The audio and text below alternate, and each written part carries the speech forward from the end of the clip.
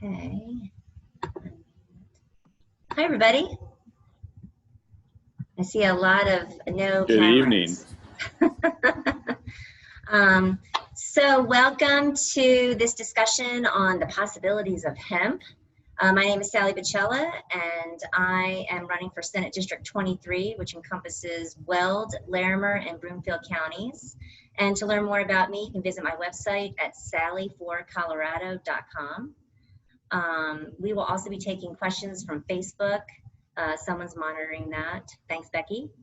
And also, if you have questions that have not been, we didn't get questions ahead of time, so feel free to put them in the chat for me, and we can go ahead and get to those. I'd like to first introduce my guests and have them just talk a little bit about themselves and the organization they represent before we get started. Hi, Bethleen McCall. How are you? Doing well. Thanks for Tell us having a little bit about yourself, and you and Samantha are both with the same organization, so feel free to just tell us a little bit about that. Oh, certainly. Thank you.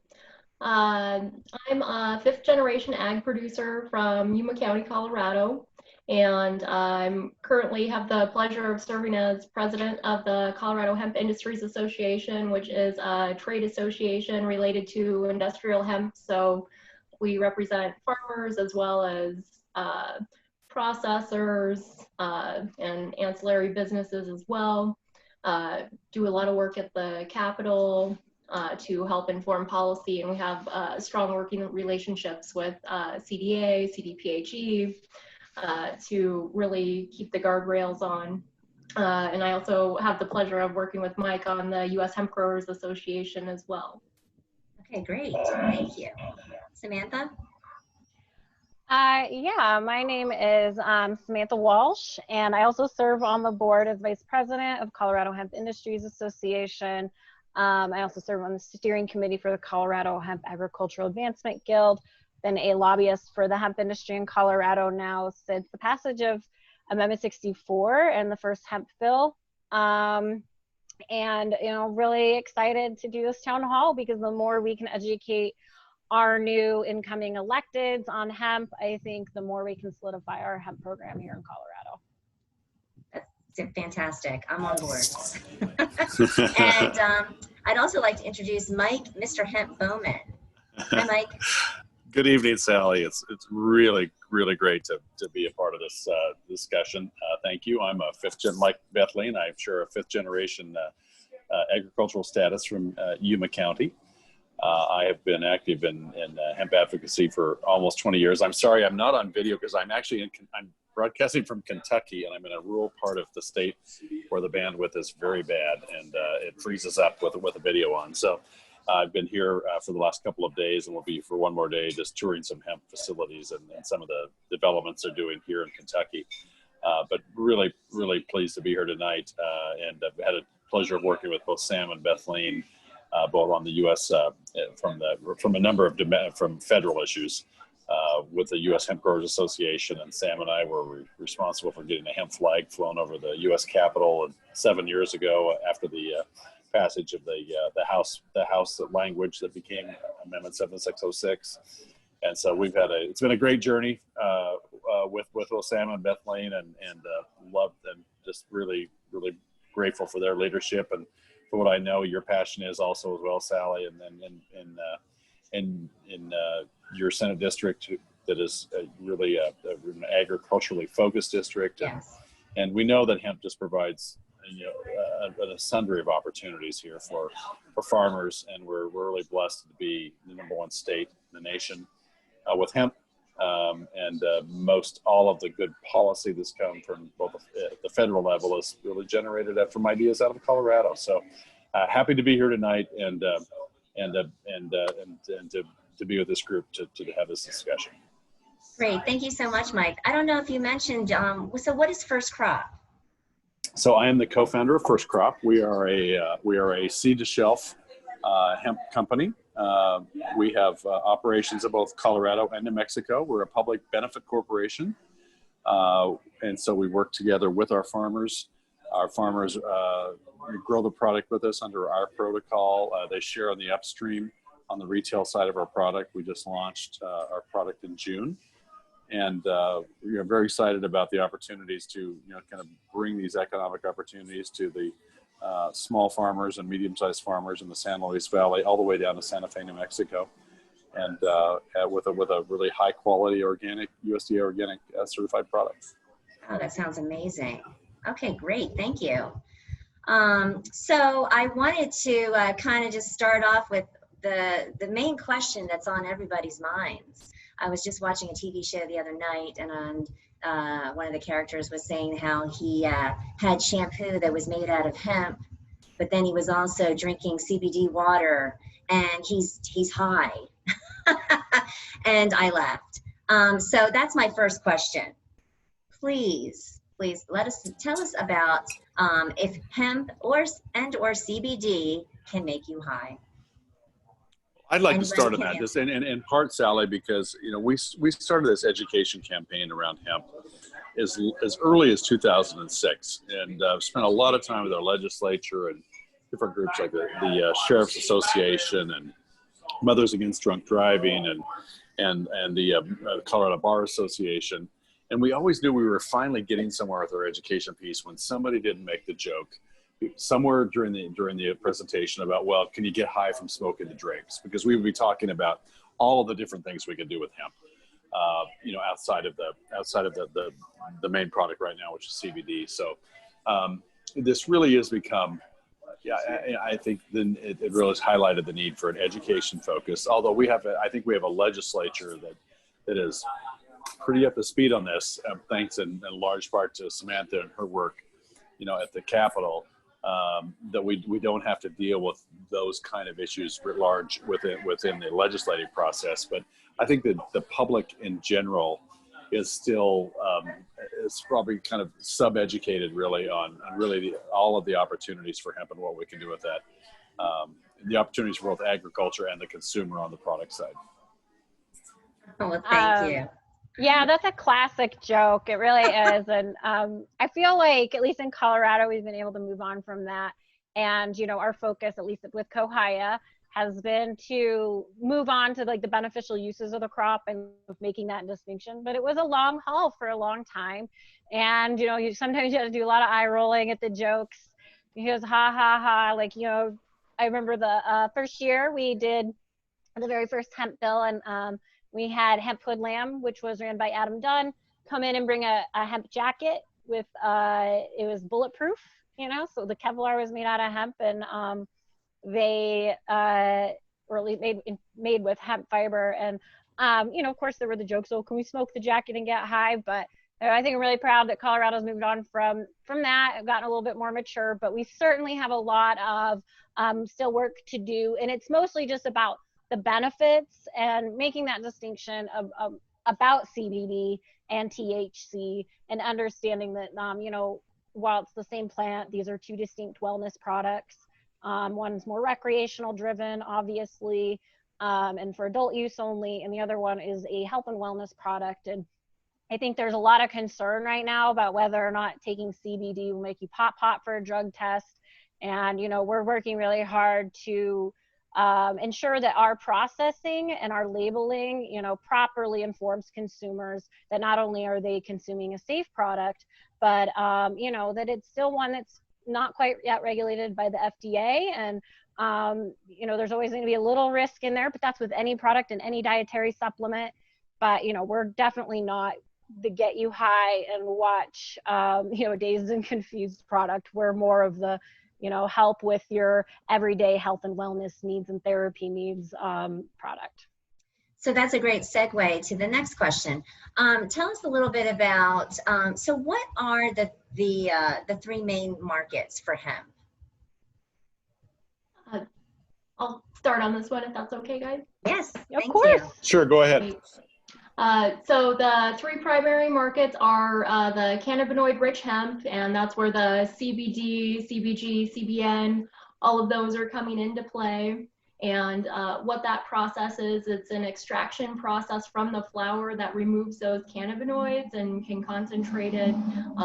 Can also be smoked. That's another up-and-coming market throughout the United States.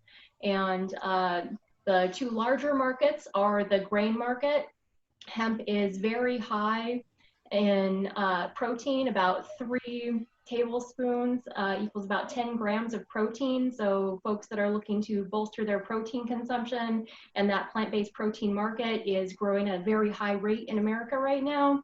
So that's an excellent opportunity for producers to take advantage of, as well as the fiber and herd production. And so that's where people think, you know, hemp is rope and things like that, because that's kind of the training that we've had, but we know that it's good for so many more things. Think natural fiber composites. The two largest natural fiber markets in the US are transportation and construction. There's multiple car manufacturers that are utilizing hemp fibers in their products now, and there's also work on the building materials to get those the proper testing done to get those into mainstream markets as well. We've had hemp houses and other things like that already built in Colorado, and that's been done more extensively in Europe for years. Great, thank you. Yes, I want to definitely discuss some of those in more detail later on in the I was going to say in the show. It is a show. When you have us three, it's a show. That's hilarious. Well, Sally, you can tell I'm from like radio and yeah. Anyway. Sally, I just add to what Bethleen said, that there was just, you know, I'm here in Kentucky and on a tour, and there's been a lot of problems in Kentucky over this last year, particularly with the CBD related companies, but they have some very interesting projects here related to fiber and hemp wood and hemp foods that I think we can really take some lessons from if we want to continue what I would say Colorado's leadership on setting the pace here nationally, that we have the opportunity to do that. And we've got some real live examples here. I've met the farmers today and the entrepreneurs who have started these, and some really exciting stuff when you think of food, feed, fuel, fiber, you know, animal feed, new markets for eggs, building materials, and then the textile industry. If you look at it globally, the textile industry is a $750 billion a year industry. And if you think about the movement toward natural fibers and an enlightened consumer who wants something different, every 1% of that market we capture is a $7.5 billion market share. So if we look at these opportunities to create new textiles and get into those distribution channels, we have a really big opportunity here to do these things. It takes leadership. Frankly, it takes good public policy, which creates the framework for farmers to flourish. And you know, and I think that's where Colorado has been a shining star amongst the cast of players of state legislatures, is because we do have a legislature that has really, I think, you know, shown their support for farmers with the passage of the legislation we've demonstrated since 2010. So are there any hurdles? Like, is there any barriers right now? I mean, because it sounds like, you know, there's so many things that we could do moving forward with hemp. So what are some of the barriers? I think some of their main barriers right now is infrastructure development and regulatory needs that need to be addressed for the flower market. So infrastructure development is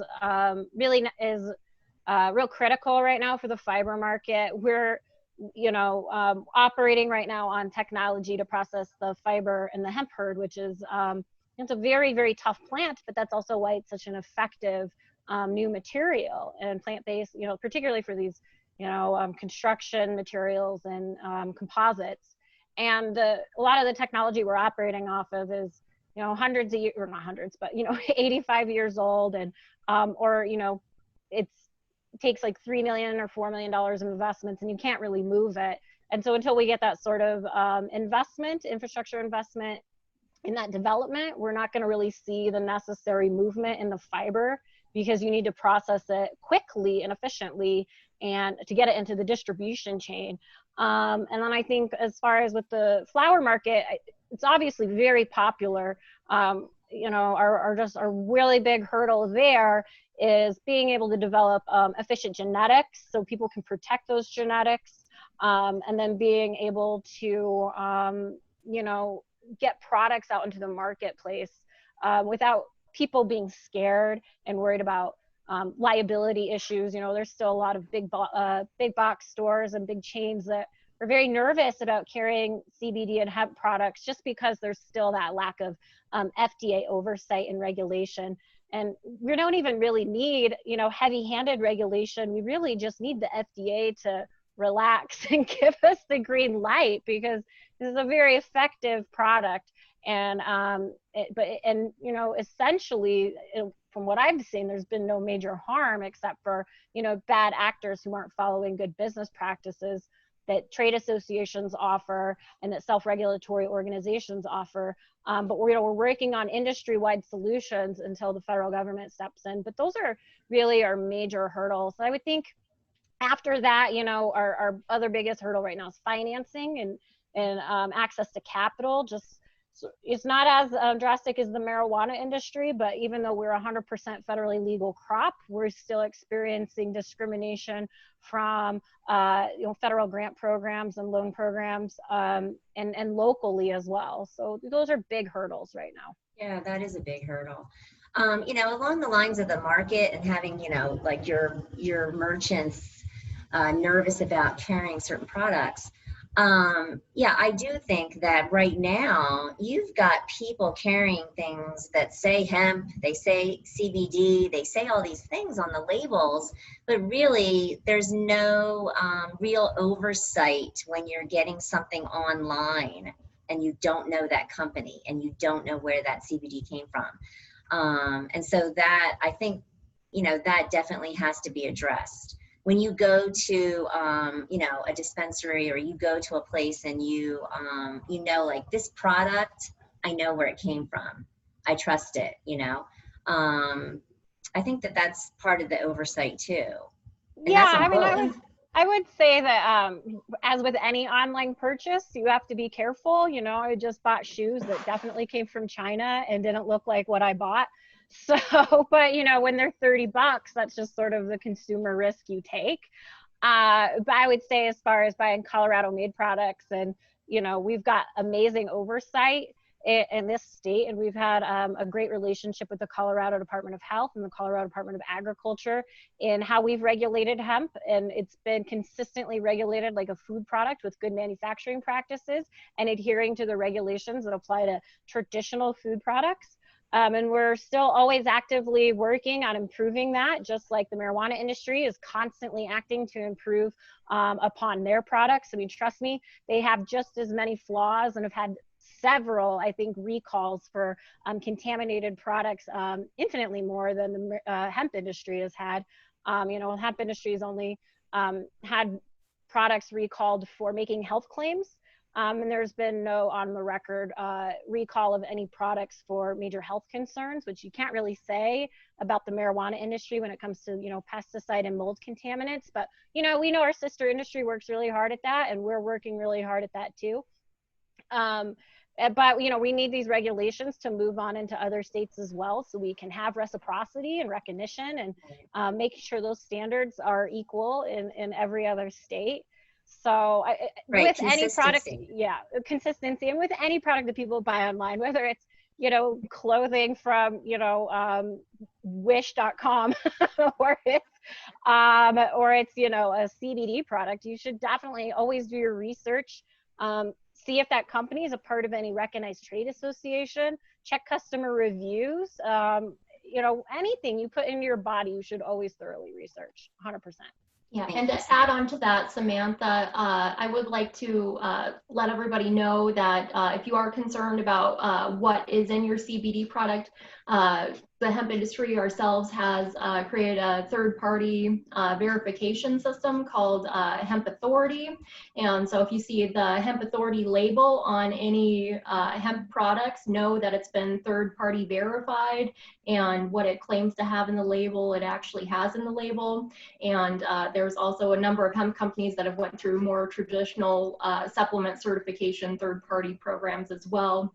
And so that is a way to know now that you are getting what you pay for. Yeah, I do believe APA is Yes. certifying. Yeah, and, you know, so you want to look for these again, those are called SROs, self-regulating organizations, but they have high standards of practice and certification qualifications. So I highly recommend you look for people that are certified by reputable organizations like that. Thank you. So I also wanted to talk about how do you pivot the markets, right? So how can we expand this industry here in Colorado? Because I do feel like, we are a leader, and I would like us to stay that way. So how can we do that? What are some ways that we can expand this market in Colorado? Like Samantha said, just having funding to build out infrastructure is very important. Last year with the CBD market, we saw, oversupply. We grew far more hemp than we had processors to process it. In my county alone, there's over 3 million pounds of biomass from last season still sitting unprocessed. And so we need more production places in Colorado? Is that the correct word? What's the correct term for that? So for the cannabinoid side, it would be extraction. And then to build out the fiber side, we need more funding for that. And those facilities are, to really get one started, you're 5 million plus. And right now we just haven't had access to the rural development grants and things like that other industries enjoy. And so, that's work on the federal level. OEDIT has done some work with some of our member organizations. I think Samantha helped get that going with 9 Fiber. Yeah, so there's so one of the things I always try to tell people in other states, but we've been pretty good about here in Colorado is, when you look at hemp, you always want to look at existing structures and how do you plug hemp into that existing structure. And so in Colorado, we have years and years ago, they created an advanced manufacturing program that was meant to, really spur the biomanufacturing industry, particularly aerospace and Lockheed Martin, a lot of the advancements and developments that they do there, and a lot of the public-private research that goes on with School of Mines. And, I realized, like, looking at that grant program, I was like, hemp qualifies as this because, at that time, 9 Fiber was, it has created a new processing technique for fiber and decortication technique. And so, they had proof of concept. And at that time, they weren't able to get that much traditional investor capital, but the way that grant worked out is if you could match some investor capital, the state could match it if you had a proof of concept, and they were successful in that. And so, that's what we're trying to look at, or what existing grant options do we have that we can take advantage of? And then additionally, where can the state add more incentives? Because if we want to pivot to a fiber market, we know the demand is there. We know that consumers want sustainable products, that they want to move away from petroleum-based plastics into bio-based plastics. They want to move into sustainable building materials. And we all know hemp fits that mold so easily, but really where our gap is one, funding the infrastructure for manufacturing, and two, funding the research into developing those products, right? And it has to be done in partnership with private industry, and it has to be done, it's optimally done with industry partners out there that have that do already make these products and are looking for a more sustainable source. So, that comes with a heavy lift of education from the hemp industry to other industries out there, plastics industry, building, construction industry, to get them to invest, because they tend to be well capitalized, to invest in hemp research and development, so we can, get that IP and then flip that IP over into new products and incentivize it. So that's really where the pivot is. Yeah, see, those are the things that I'm interested in, is definitely trying to think of innovative ways to move us, move our economy, move our workers, but also something that's more friendly to the environment. And we do need to create incentives for people to utilize those materials. So when we talk about sustainability, of this plant. I mean, it's been called the miracle plant. I would love to talk a little bit about, you know, some of the different things that it does in regards to carbon. So Oh, that's Mike's specialty. things have been brought up about biochar. So let's talk a little bit about, you know, what is biochar, and, you know, how do we utilize something like that? Can we use it in our crops as like a compost? Can we, you know, maybe use it around when we're drilling, when we're doing different things for energy purposes? Mike, what are your thoughts on that? Well, those are all really good questions and very near and dear to my heart. In fact, my hemp journey was started 20 years ago, was while I was working in Africa with Alan Savory on soil management. And, you know, how do you build soil carbon, and how do you create carbon sinks? And back when you talk about soil carbon and carbon sinks, and people's eyes would glaze over. You know, I do think we have our opportunity in agriculture around the soils issue as it relates to climate mitigation and this climate crisis is the role that hemp plays in that. It absorbs a tremendous, an inordinate amount, in fact, actually, amount of CO2 annually in its production cycle, 4 times more than a mature forest. Converting that to biochar would be an amazing, you know, an amazing matrix on how we could benefit the soils and benefit the farmer's pocketbook. We went back, my work on the Farm Bill goes back to 2007 when I worked with then Senator Ken Salazar on getting biochar into that 2007 Farm Bill. And so 13 years later, we're still trying to figure out how to monetize that, which is A, an indictment on just how slow things move, but B, had we not put it there, then you know, it's there now. So how do we, you know, the question is, how do we take, if we look at, if I'm going to look at this through a Colorado lens, how do we take the resources we have in Colorado? Let's say we've got the number one, you know, land and soils lab in the United States at Colorado State University. And we have producers who could, if one of their matrix as part of their production cycle was building soil carbon and being paid for that, you know, how do we set that standard, and how do we find a way to make sure that agriculture benefits from that? And ultimately, any good federal program or federal legislation, federal initiatives, they always start with you know, our states are our laboratories.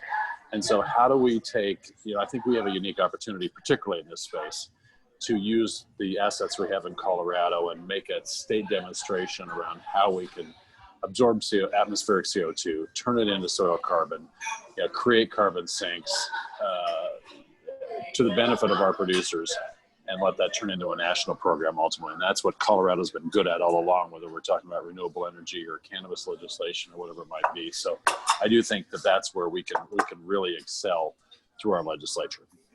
My 2 cents, but that's, you know, I think soil health and soil carbon are low-hanging fruit for us at the state level.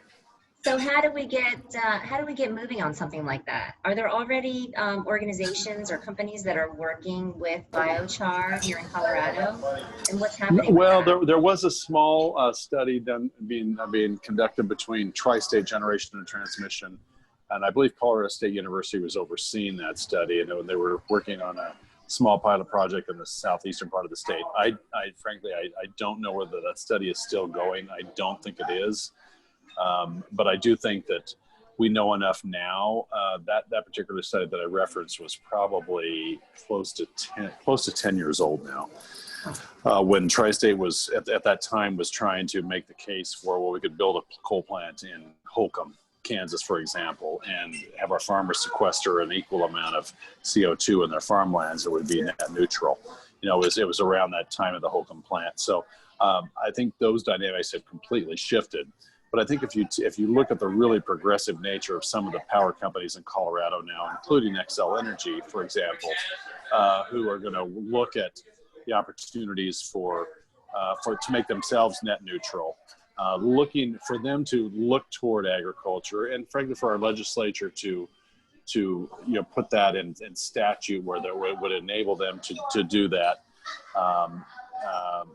Some mechanism that would allow them to use the agricultural assets in Colorado to make them net neutral would be one place where I would look at. look Yeah, I into mean, that. I'm thinking that you can cross so many different industries. I mean, in my district alone, that's what I'm thinking, right? To have different industries work together to create, you know, longevity in our economy. It's better for the environment. I mean, that's you know, the way my mind's thinking. So Exactly. When you you think know, of in your district, you think of Leprino Foods. I'm just throwing out, you know, some of the names. Leprino, for example, Megan, and the you know, net neutrality for just animal agriculture in Weld County, and even the oil and gas industry, frankly, for looking for offsets.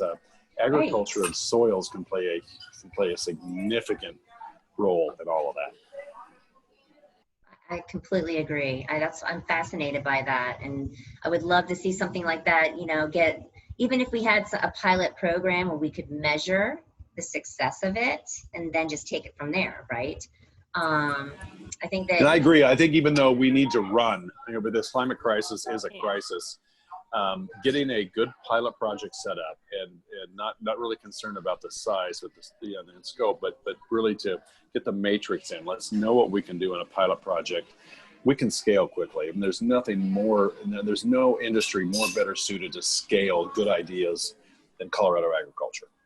So if we know at a small scale what we can do, what we can achieve in a pilot project, we know then what we can do it with a big vision for Colorado. So I don't think first base has to be, you know, the big deal for us. It needs to be something that's, you know, credible and measurable and quantifiable and replicable, and then scalable.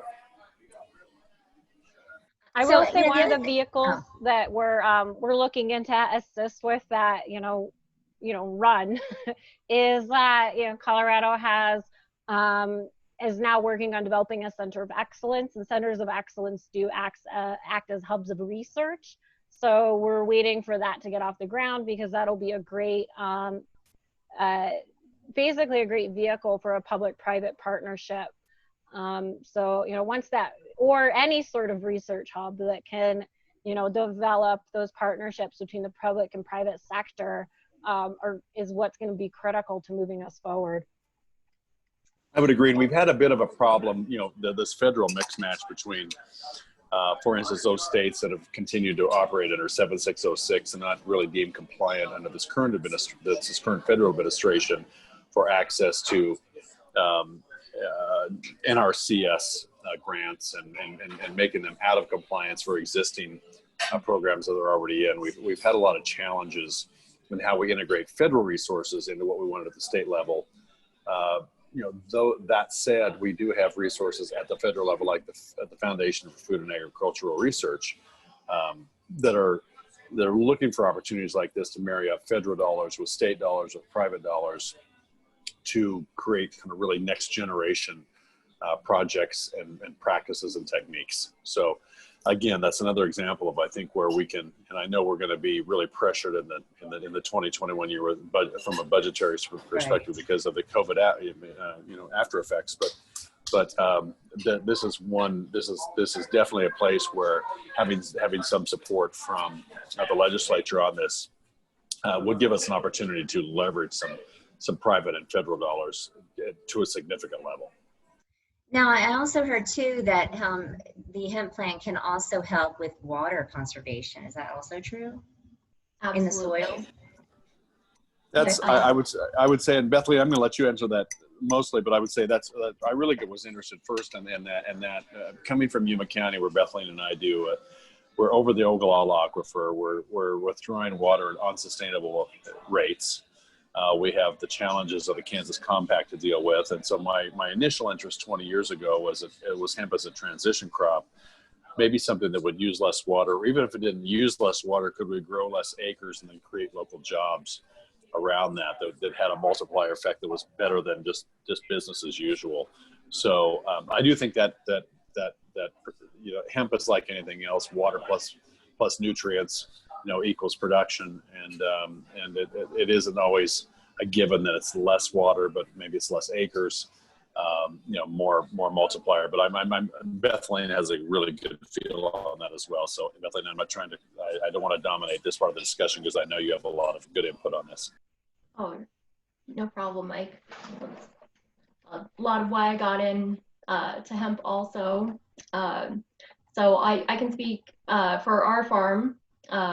With everything we've had under irrigated production for hemp, we've used an average of 8 to 10 inches over the entire growing season, where the traditional corn crop, which is the major crop in our area and one of the major commodities in Colorado, they'll average in this area 18 to 24 applied inches over the growing season. So when you're faced with water compliance issues, and every corner of the state is faced with their own water compliance issues through compacts and municipal needs and a variety of issues, and it is a tremendous asset to add in, especially if you've got a lower production well or things like that in areas that are drying up.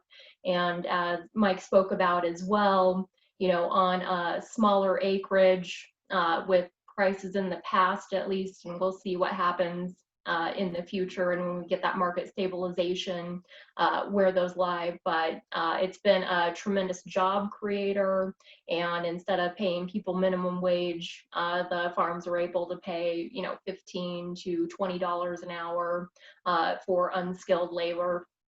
And so it's been tremendous economically, especially for the smaller rural communities that have taken advantage of it thus far. So Bethleen, I wanted to kind of just piggyback on what you just said in regards to labor. So in regards to the hemp industry, so farmers or producers can pay their workers more than, say, doing something else like a different commodity, or is that just because they are seeing benefits to it, they're able to give that back to their workers and everyone who's helping them in regards to that, production? Well, Sally, I just add, and I know Bethleen and Sam can add to this as well. I've been in regular conversations with a gentleman in the fiber industry who has a model around fiber and using the standardized herd as a product for an extremely high value-added project in the consumer market. And they're able to demonstrate that they could pay living wages, and by living I mean in this case $18 to $20 an hour. To create these products. It really is important. That's how we build community, right? I mean, we've got to find this balance between minimum wage and a community that has disposable dollars and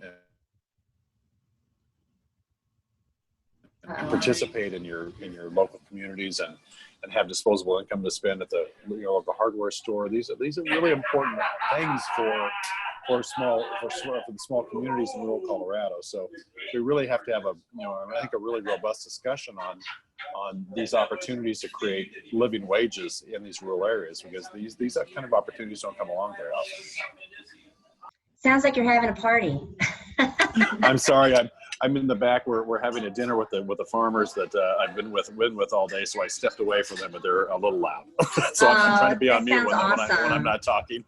Well, tell them we said hi. A bunch of Kentucky hemp farmers, I will. They're wonderful people, and they've got some great Kentucky stories here. But I keep ribbing them, telling them that, well, you realize that Colorado is the #1 state, right? So we do have some questions. Alex has a question. He wants to go back to climate crisis. So he's interested in how can hemp's ability to adapt to the changing climates.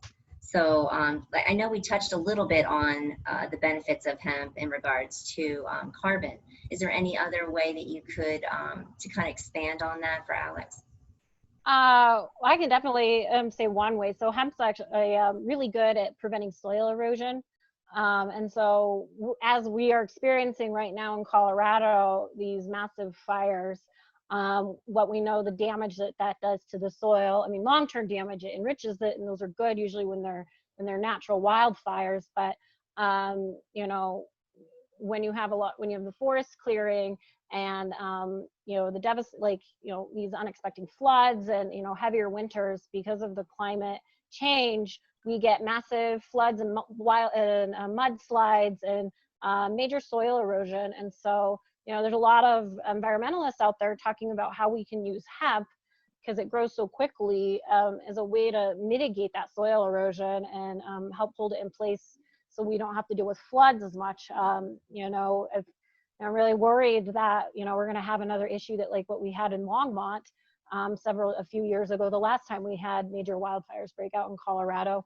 You know, you've got that major fire right now in Glenwood Canyon, and that area is also hyper prone to avalanches and floods and rock slides. So, and because it grows so easily, just wild as a dry crop, where, you know, if you're not cultivating it for any sort of purposes and you just want to throw some feral hemp out there, you know, hopefully we can look at hemp as a public-based solution to environmental problems. And I do believe there's some people looking into hemp for water filtration, but that one's a little bit outside my depth of knowledge. But I know there are people that are actively researching that as well. Well, it's interesting that you said that they could just do it and could be like rogue or wild, because I was talking to some people and they made it sound like to grow hemp took precision or a certain kind of water irrigation system or all these different things that made it expensive. And then, you know, if you get stuck with that commodity and you can't get rid of it, it all goes to waste, because then we go into how hemp that commodity isn't insured. That's another issue. Well, it's a precise crop when you're cultivating for, particularly when you're cultivating for the botanical side. So, you know, there's two types of agriculture.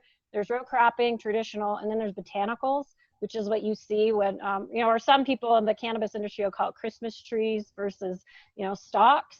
And so when you're certainly growing for the flower and you want to maximize your production, that is definitely precision cultivation, absolutely, particularly with your irrigation and your drip lines. But when you're talking about growing feral hemp, that's literally just tossing the seeds in the ground and letting it grow. You know, that's why we have generations of feral hemp in Nebraska, or what, you know, the DEA lovingly referred to as ditchweed, which was nothing but, you know, shitty cannabis that grew in Nebraska. And shockingly, the DEA would get paid, you know, billions of dollars to go burn down these crops, and they would just come back up again. And that's generational hemp left over from the Hemp for Victory campaign, when the government actually paid farmers to grow hemp during World War II.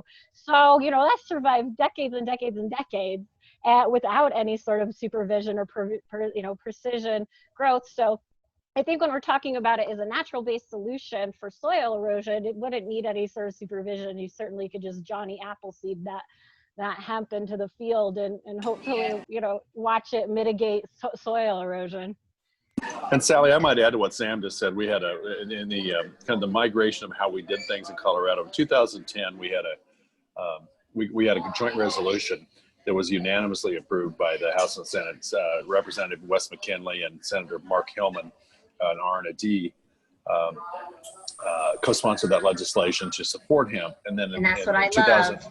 In 2012, it was policy. great, and I think it always has been. In fact, it is that way at the federal level for the most part.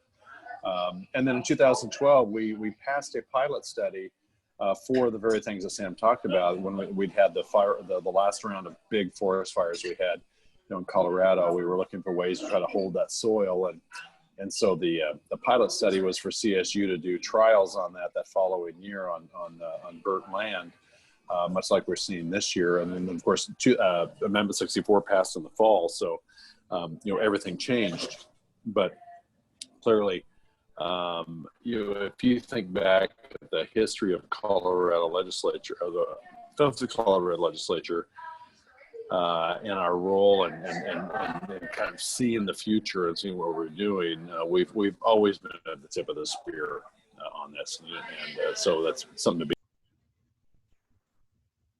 Thank you. I think you got. I would say that in order for hemp to be used as like a public sort of solution, public policy solution for these environmental issues, you would have to adjust, I think, the registration mandate and licensing mandate that's now coming from federal government as well as locally, you know, to sort of give local governments more flexibility, because they're not, if you're just growing hemp fairly to address environmental problems, there's certain, and particularly if you're using a feral variety that has sort of no substantive cannabinoid value, then that is something that, you would want to really slack back some regulations on. And I think that's critical. We've got to, stop treating the, hand-holding this plant from seed to shelf and really look at end-use products as what really needs the regulation and oversight, and allow more flexibility during the cultivation stage for various applications. Well, I love this, because this is exactly what I'm interested in, is how we can utilize hemp in regards to battling and problem solving the climate crisis. So we're running out of time. We have so many things I wanted to talk about, but I guess we'll just have to do this again. But let me just kind of throw out there one more thing. So when we talk about, CBD and this plant, tell me just real quickly about, is it terpenes? Is that correct? That the way it was explained to me was it's a lot like when you're making beer. And so you have the different hops and it makes the different flavors. Is that how, can you correlate to the same thing?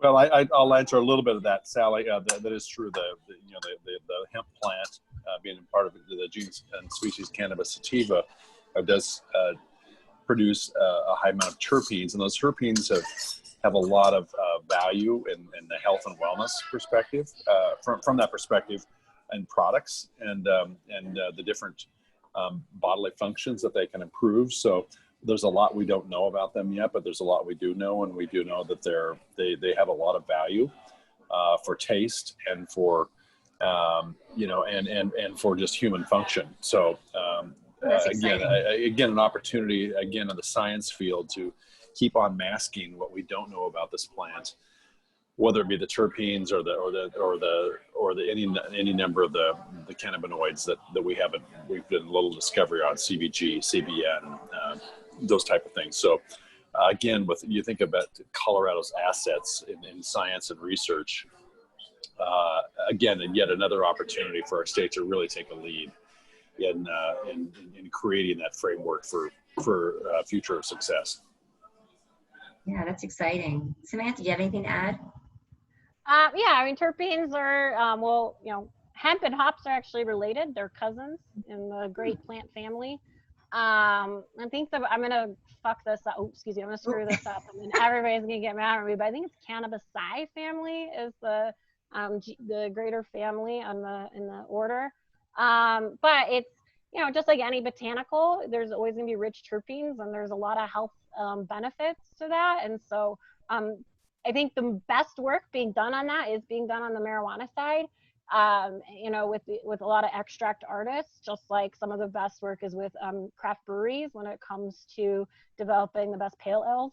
So, I try to think as well, hemp has a wonderful health and wellness aspect through the cannabinoid production outside of THC.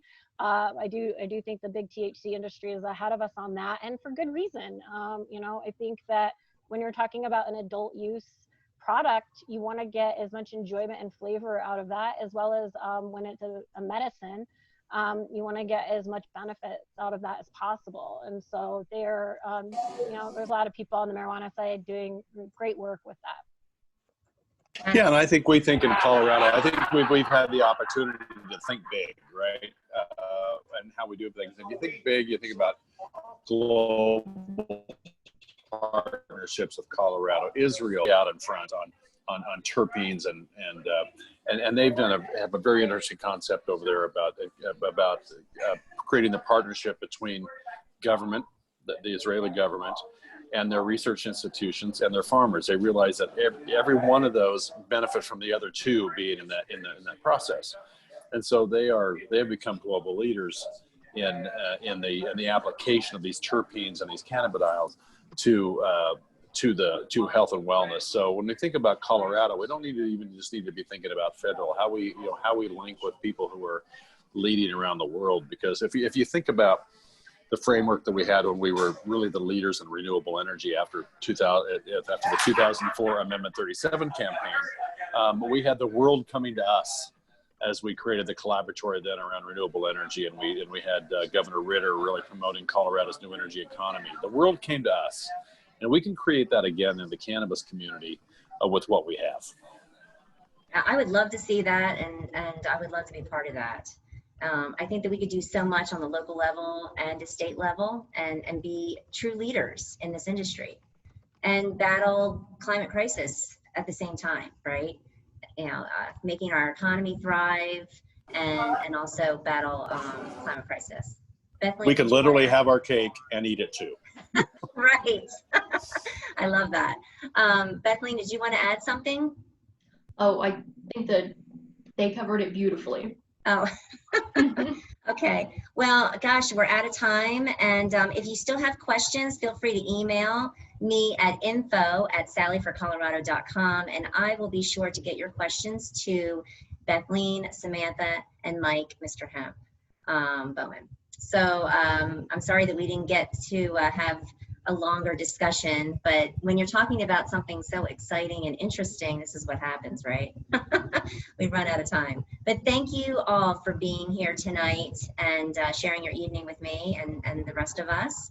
And thank you, Bethleen and Samantha and Mike, for taking time out to just give us a hemp 101 on the incredible possibilities of this industry and how we can move Colorado forward. So thanks again. Thank you, Sally. Thank you, Sally, for hosting us. You're welcome. Appreciate it. Have a great night. Good night, everyone.